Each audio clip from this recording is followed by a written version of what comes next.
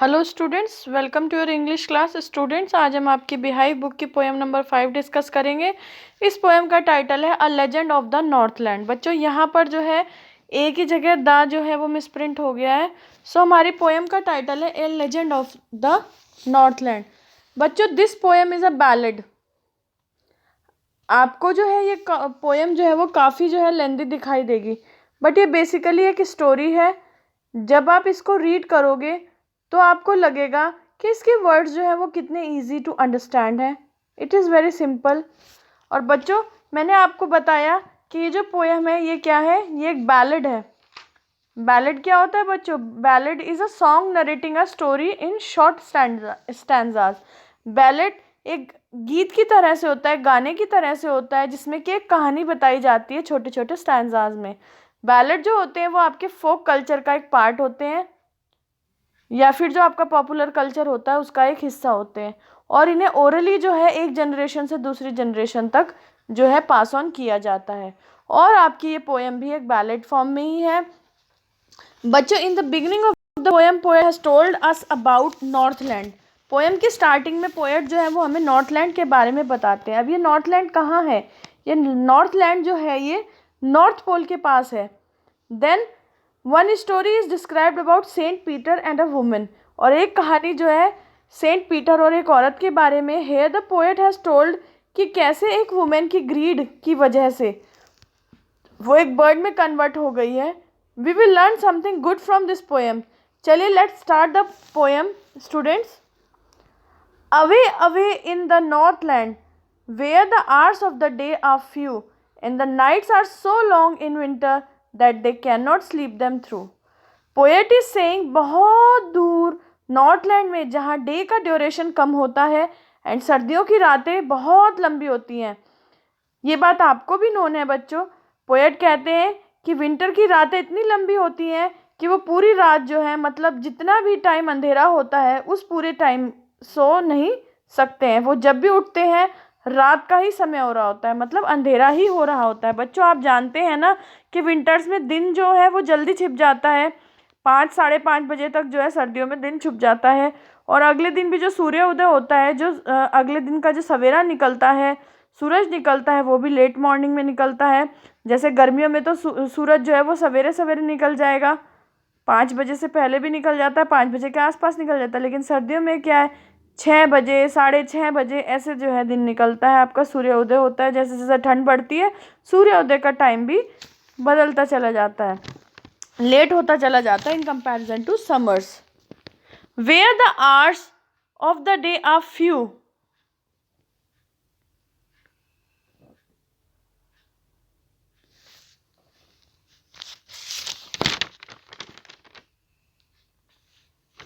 तो यहाँ पर जो है पोएट यही बता रहे हैं कि सर्दियों में जो है रातें लंबी हो जाती हैं, और जो है वो पूरी रात भर जो है अंधेरे अंधेरे जो है वो पूरा सो नहीं सकते हैं, उनकी नींद पूरी हो जाती है। वो जब भी उठते हैं उनको अंधेरा ही दिखाई देता है, उन्हें रात ही नज़र आती है।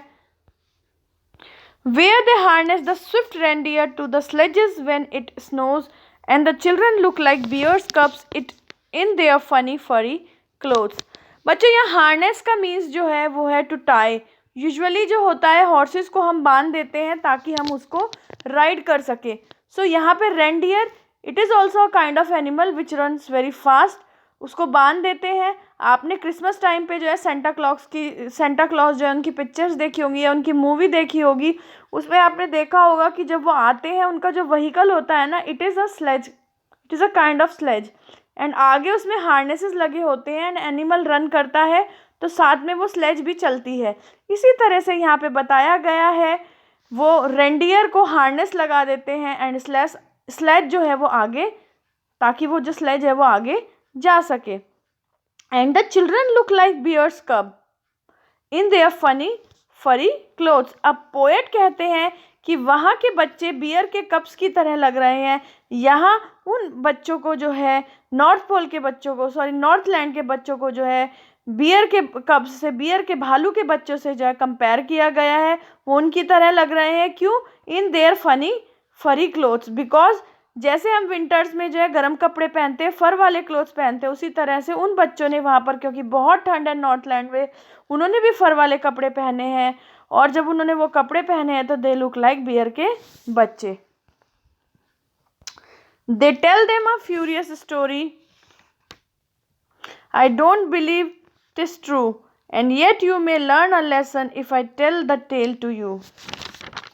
यहाँ पे ये कौन है?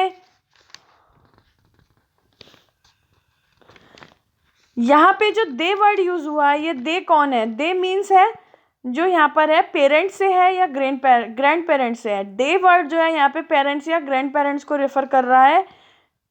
इनको मतलब जो ये लोग बच्चों को जो है क्यूरियस स्टोरी सुनाते हैं। क्यूरियस का मतलब है समथिंग अनयूजुअल, कोई ऐसी चीज़ जो बिल्कुल अलग सी है, अजीब सी है। एंड पोएट सेज कि उनको नहीं लगता ये स्टोरी ट्रू होती है, बट फिर भी you may learn a lesson if I tell the tale to you. लेकिन फिर भी जो है आप उससे कुछ लेसन सीख पाओगे, जो वो स्टोरी सुनाते हैं उससे आपको कुछ सीखने को मिलेगा। और अब पोएम में वो स्टोरी स्टार्ट होती है बच्चों। Once when the good Saint Peter lived in the world below and walked about it, preaching just as he did, you know. अब पोएट कहते हैं कि वंस यानी एक बार, जब भी बच्चों को स्टोरी आपने देखा होगा, स्टोरी बुक में पढ़ी होगी, तो वहाँ क्या होता है? वंस अपॉन अ टाइम, एक समय की बात थी, एक बार की बात थी। तो एक बार जब सेंट पीटर अर्थ पे ही रहते थे।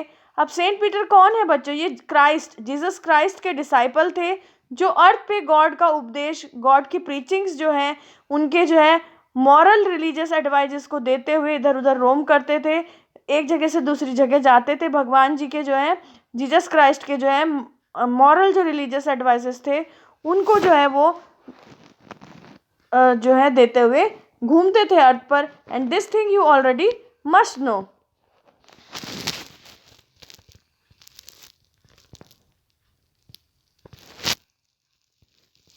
He came to the door of a cottage in traveling round the earth, where a little woman was making cakes and baking them on the hearth. जो अब बच्चों, जो ये जब सेंट पीटर थे, ये अर्थ पे ट्रैवल कर रहे होते हैं, तब वो एक कॉटेज के डोर पर आते हैं। वो वहाँ रुकते हैं। वहाँ एक छोटी सी विमेन, कम हाइट की जो औरत है, वो जो है क्या कर रही है? वो केक बेक कर रही है। वो केक बना रही थी हर्थ में। Hearth is the floor of the fireplace, and she was baking cake on the floor of the fireplace. And being faint with fasting, for the day was almost done, he asked her from her store of cakes to give him a single one. अब जो ये Saint Peter थे, क्योंकि ये जो है सुबह से जो है पृथ्वी पर इधर से उधर जो है भगवान जी के उपदेश जो हैं, गॉड की जो प्रीचिंग्स हैं, उनको देते हुए घूम रहे थे, तो उसके बाद में जो है उनको जो है थोड़ा सा फेंटेड सा फील होता है, वीक फील होता है, क्योंकि उन्होंने सुबह से कुछ खाया भी नहीं है। उन्होंने जो है फास्ट किया हुआ है। सो जो सेंट है की जो बात यहाँ पर हो रही है कि being faint with fasting, faint here means getting weak as he has not eaten anything. Faint का यह मतलब है कि वो कमज़ोरी महसूस कर रहे हैं क्योंकि उन्होंने कुछ नहीं खाया। फेंट का मतलब होता है वेरी वीक और अनईजी। फास्टिंग का एक्चुअल मतलब होता है व्रत रखना बच्चों। जब हम विलिंगली खाना नहीं खाते हैं तो उन्होंने पूरा दिन से बेसिकली कुछ नहीं खाया होगा और वो पूरा दिन से प्रीचिंग्स करते हुए इधर से उधर घूम रहे थे, तो भूखा रहने की वजह से, क्योंकि वो फास्टिंग कर रहे थे, तो और इधर उधर रोम करने की वजह से उनको जो है काफ़ी जो है वीक फील हो रहा था, क्योंकि उन्होंने कुछ खाया भी नहीं था। वो बहुत वीक फील कर रहे थे। For the day was almost done, दिन जो है वो लगभग ख़त्म होने को आ गया था। So he asked her from her store of cakes, अब उन्होंने जो है उस लिटिल वुमेन से जो कि केक्स बेक कर रही थी, उससे कहा कि अपने केक्स के स्टोर में से to give him a single one, कि एक केक मुझे दे दो खाने के लिए। She made a very little cake, but as it baking lay, she looked at it and thought it seemed too large to give away. अब जब सेंट पीटर ने उससे केक मांगा तो उन्होंने, उस लेडी ने क्या किया, उन्होंने एक छोटा सा केक बनाया एंड जब उस लेडी ने जो है उसे बेकिंग के लिए रखा, she looked at it and thought it seemed too large to give away. जब उसने उसे केक को रखा तो एक छोटा सा केक था। उसने सोचा कि छोटा सा केक बना के दे देती हूँ, लेकिन जब उन्होंने वो बेकिंग के लिए रखा तो उन्हें रियलाइज़ हुआ कि ये तो काफ़ी बड़ा बन गया है, इतना बड़ा देने की ज़रूरत नहीं है। Therefore she needed another and still a smaller one, but it looked when she turned it over as large as the first had done. अब बच्चों, यहाँ नीडेड का मतलब होता है मेकिंग डो। आपने देखा होगा जब आपकी मम्मा जो है जब वो किचन में आटा गूंथती हैं, वो क्या करती हैं, आटे में व्हीट फ्लावर में जो है पानी मिक्स करती हैं और उसको मिक्स करके हाथों से जो है उसको गूंथती हैं, और फिर उस गूंथे हुए आटे से, उस डो से जो है वो आपके लिए प्यारी प्यारी अच्छी अच्छी गर्मा गर्म गोल गोल रोटियां सेकती हैं, रोटियां बनाती हैं वो आपके लिए। सो उसी तरह से उन्होंने भी, उस लेडी ने भी, लिटिल वीमेन ने भी केक के लिए वो जो डो बनाया था एंड उसे उससे भी छोटा बनाया। अब की बार जो है उसने जो पहला केक बनाया था उससे भी छोटा केक जो है उसने बनाया। एंड फिर से जब उन्होंने उसे टर्न अराउंड करके देखा, जब उस केक को उन्होंने बेकिंग में लगा दिया और फिर जब उन्होंने उसे पलट करके देखा तो उनको लगा कि ये तो पहले वाले जितना पहले वाला मैंने केक बनाया था बड़ा था, ये उतना ही बड़ा बन गया है। Then she took a tiny scrap of dough and rolled it flat and baked it thin as a wafer, but she couldn't part with that. अब उस औरत ने क्या किया? Tiny means very small and scrap का means होता है जो लेफ्ट ओवर है, जो बचा कुचा है। तो जो डो उनके पास बच गया था उसमें से बहुत छोटा सा उन्होंने लिया, बहुत छोटा सा पार्ट उन्होंने लिया एंड उसको उन्होंने रोल किया। वो उसे रोल करती रही, उन्होंने उसको इतना रोल किया कि वो बिल्कुल ही फ्लैट हो गया, इतना थिन जैसे कि एक वेफर होता है। और बच्चों, आपने वेफर देखा ही होगा कि वो कितना पतला होता है, बट इतना पतला बनाने के बाद भी वो उसको शेयर नहीं कर पाई, वो उसे दे नहीं पाई सेंट पीटर को। अब यहाँ तक की स्टोरी से आपको बच्चों पता ही चल गया होगा कि वो जो औरत है, वो जो लेडी है, वो लिटिल वुमेन है, वो कितनी ज़्यादा ग्रीडी थी, वो कितनी ज़्यादा जो है लालची है।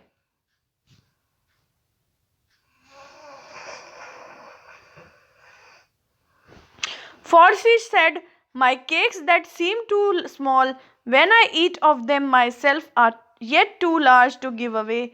So she put them on the shelf. अब वो खुद बोलती हैं कि जब वो अपने केक्स को, अपने हाथ के बनाए हुए केक्स को खुद खाती हैं, कि वो कहती है कि जब मैं अपने बनाए हुए केक्स को खुद खाती हूँ तो मुझे बहुत छोटे लगते हैं, और अब जब उसको वो केक्स देना है तो वो उसको बहुत लार्ज, बहुत बड़े दिखाई देते हैं। So this shows the woman here is really very greedy and we can say miser. बहुत ज़्यादा कंजूस है वो औरत जो है। So पोएट कहते हैं कि खाते टाइम तो वो लेडी खुद कह रही है, पोएट बता रहे हैं कि वो लेडी खुद कह रही है कि खाते टाइम तो उसको एक केक छोटा लगता है, बट देते टाइम जो है बड़ा लगता है, इसलिए वो उन सभी केक्स को क्या करती है, शेल्फ पे रख देती है। Then good Saint Peter grew angry, for he was hungry and faint, and surely such a woman was enough to provoke a saint. अब सेंट पीटर को जो है गुस्सा आ गया। Why? Because he was hungry and feeling very weak. And इस तरह की women एक सेंट को जो है प्रोवोक करने के लिए, प्रोवोक का मतलब होता है गुस्सा दिलाना, इन सिंपल वर्ड्स किसी को बहुत ज़्यादा जो है उकसाना। सो ऐसी ग्रेडी वुमेन एक सेंट को गुस्सा दिलाने के लिए काफ़ी है।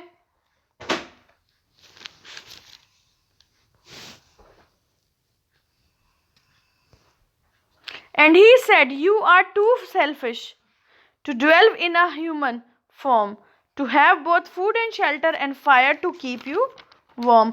अब सेंट जो है उस लेडी को बोलते हैं कि तुम बहुत ज़्यादा सेल्फिश हो।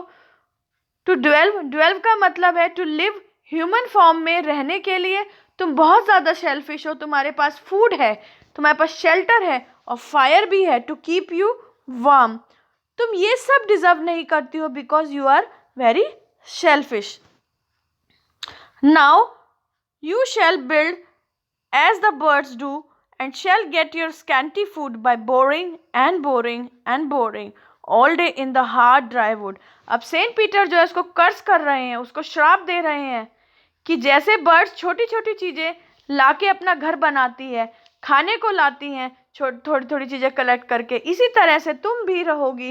And shall get your scanty food, scanty मतलब very less food, by boring. बच्चों बोरिंग का मतलब यहाँ पर बोर होना नहीं है, boring is to make hole in something. यहाँ पर बोरिंग का मतलब है किसी चीज़ में होल करना, किसी चीज़ में छेद करना, सुराख करना। अगर आपने बच्चों कभी वुड पैकर को देखा होगा, वो वुड में अपनी जो पेड़ का तना होता है उसमें अपनी बीक से जो है होल करती रहती है, उसमें चोंच मारती रहती है बार बार बार बार। सो उस तरह से by boring and boring and boring all the day in the hard dry wood, so उस हार्ड ड्राई वुड में पूरा दिन बोर करोगी। ये उसको जो है सेंट पीटर श्राप देते हैं। Then up she went through the chimney, never speaking a word, and out of the top flew a woodpecker, for she was changed to a bird. जब सेंट पीटर ने उसको कर्ज किया था तो वो घर के ऊपर चिमनी से ऊपर जाते हुए कुछ भी नहीं बोलती है उसने, और वहां से जो है जब वो निकली चिमनी में से, तो वहां पर जो है चिमनी में से जो निकला वो वहां पर क्या था, वहां पर से चिमनी में से निकला एक वुड पैकर। चिमनी में से बाहर निकला मतलब कि अब वो विमेन जो है वो एक बर्ड बन गई, बर्ड में जो है वो कन्वर्ट हो गई, वो एक बर्ड में चेंज हो गई थी।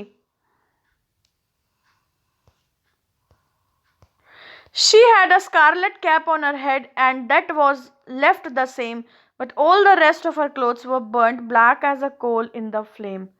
Now what happens कि उसने एक कैप पहनी हुई थी स्कारलेट कलर की। स्कारलेट बच्चों it's basically a colour of red, brilliant सा कलर होता है जिसमें ऑरेंज का थोड़ा सा टिंट होता है। सो स्कारलेट कैप उसके सिर पे एज इट इज रह गया, मतलब वुड पैकर के सिर पे रेड कैप रह गया, बाकी के जितने भी उसके कपड़े थे, जितने भी उसके क्लोथ्स थे, वो सारे बर्न हो गए थे, काले हो गए थे, जैसे कि कोयला हो जाता है, जैसे कि जल करके फ्लेम में एकदम काला। And every country schoolboy has seen her in the wood where she lies in the trees till this very day, boring and boring for food. Country here means belonging to country. वहाँ के जितने भी जो हैं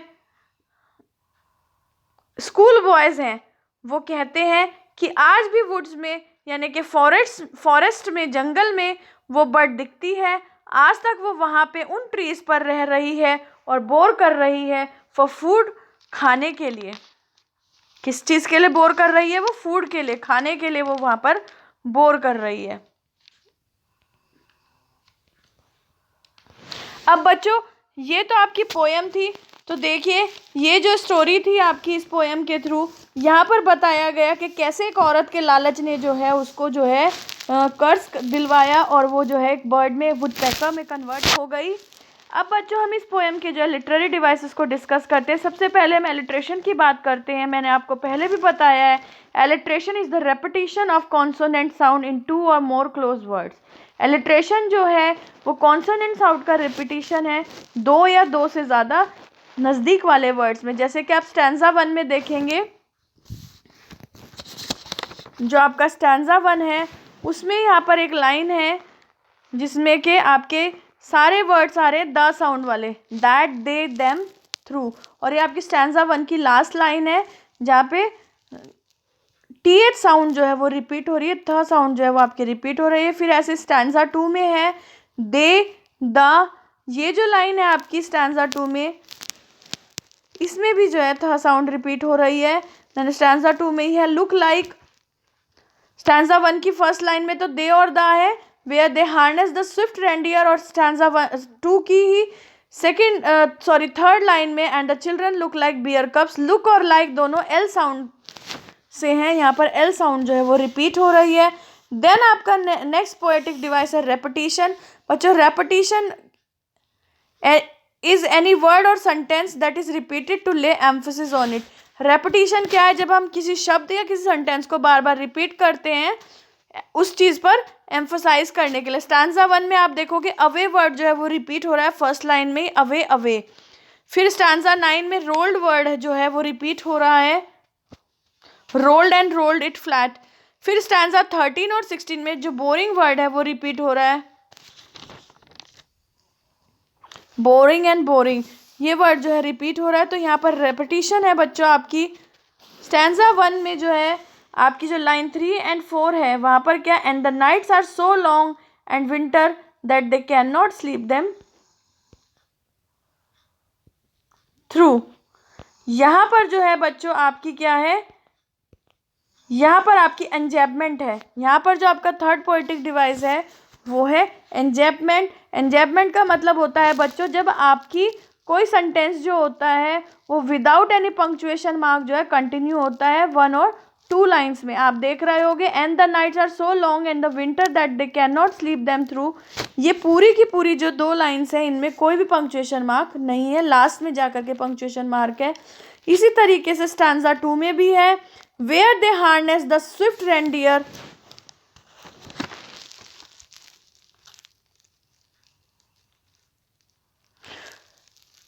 to the sledges when it shows, and the children looks like bear cubs in their funny furry clothes।